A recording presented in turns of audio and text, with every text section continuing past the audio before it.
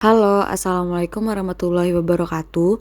Jadi di sini saya membuat video terkait penjelasan soal uji kompetensi materi limit fungsi trigonometri pada mata kuliah kalkulus diferensial dengan dosen pengampu Bapak Yudi Yunika Putra MPD. Sebelumnya, perkenalkan nama saya Najwa Diva Alfia dengan NIM 230341097, kelas Pendidikan Matematika 1A. Di sini ada pertanyaan mengenai limit fungsi trigonometri.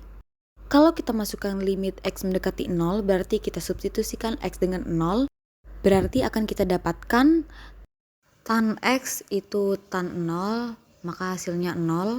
Lalu di penyebutnya kita substitusikan juga 0, di mana 0 pangkat 2 itu 0, ditambah 2 dikali 0 itu 0, jadi didapatkan hasilnya yaitu 0 per 0. Dari sini kita lihat sifat dari limit fungsi trigonometri supaya hasilnya nggak jadi 0 per 0. Jadi kita akan gunakan sifat dari limit fungsi trigonometrinya. Untuk membuat 0 atau unsur pembentuk 0 untuk limit X mendekati 0 itu adalah sin, tan, dan variabelnya. Jadi anggaplah yang di atas itu koefisiennya A sedangkan yang di bawah koefisiennya B. Jadi misalnya kita punya sin AX atau tan AX atau AX, itu kita bagi dengan sin BX atau tan BX atau BX. Maka didapatkan hasilnya itu A per B. Lalu kita lihat ke pertanyaannya. Jadi kita punya limit X mendekati 0 dengan di atasnya itu tan X, di bawahnya X-nya bisa kita keluarkan, jadi tinggal X buka kurung X plus 2 tutup kurung. Di sini kalau kita lihat membuat si nolnya yaitu tan X dan X. Kalau X plus 2-nya enggak, karena kalau 0 ditambah 2 itu jadi 2.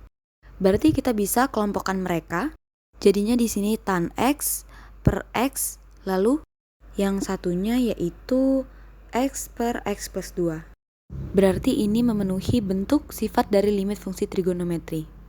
Lalu kita akan hitung, di sini kan tan X per X itu koefisiennya sama-sama 1 dengan 1, jadi kita dapatkan 1 per 1.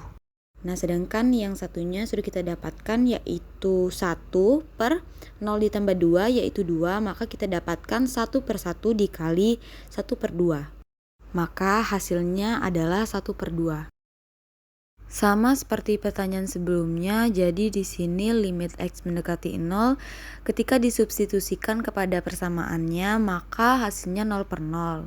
Jadi limit itu nilainya tidak boleh 0 per 0. Jadi cara selanjutnya yaitu dengan memecahkan nilai persamaan menjadi 3 bagian, yaitu limit X mendekati 0 sin 2X per tan setengah X dikali limit X mendekati 0 sin 2X per tan setengah X dikali limit X mendekati 0 sin 2X per tan setengah X. Karena bentuknya dalam limit seperti ini, maka sin AX per tan BX dapat dirubah menjadi A per B. Nah, pada persamaan dapat kita lihat hasilnya menjadi 2 dibagi setengah dikali 2 dibagi setengah dikali 2 dibagi setengah.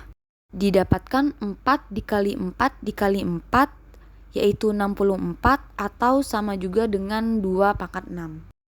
Untuk pertanyaan nomor 3, di sini penyelesaiannya yaitu limit X mendekati 0 dengan yang di atasnya itu kan 2 sin kuadrat 2X. Itu kita pecahkan menjadi 2 dikali sin 2X dikali sin 2X per yang di bawahnya tetap yaitu 3X tan 3X. Nah lalu kita cari nilai masing-masingnya. Di situ 2 gak ada penyebutnya, jadi sama juga 2 per 1 atau satunya gak perlu ditulis, jadi 2 aja. Lalu sin 2X itu sama 3X, lalu sin 2X satunya itu sama tan 3X.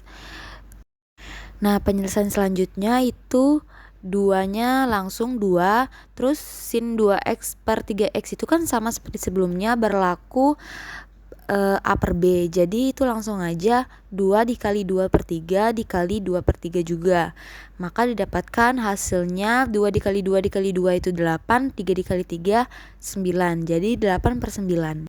Jadi di sini pertama kita menggunakan cara substitusi di mana limit X mendekati min 3. Jadi di sini kita substitusikan langsung ke persamaannya, di mana minus 3 kuadrat ditambah 6 dikali min 3 ditambah 9 per 2 min 2 cos 2 dikali min 3 ditambah 6. Maka kita dapatkan limit X mendekati min 3 dengan persamaan 9 min 18 ditambah 9 per 2 min 2 cos 0. Dimana yang di atas itu hasilnya 0, di bawah juga hasilnya itu 0. Jadi hasilnya yaitu 0 per 0.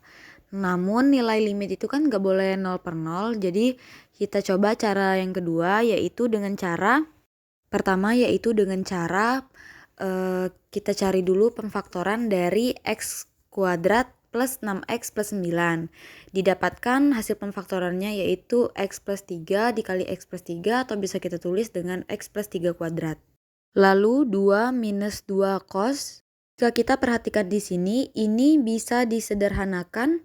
2X plus 3 kita bisa faktorkan. Lalu di bagian penyebut itu kan terdapat 2, maka kita bisa faktorkan dengan keluarkan 2-nya. Lalu 1 minus cos 2X plus 3.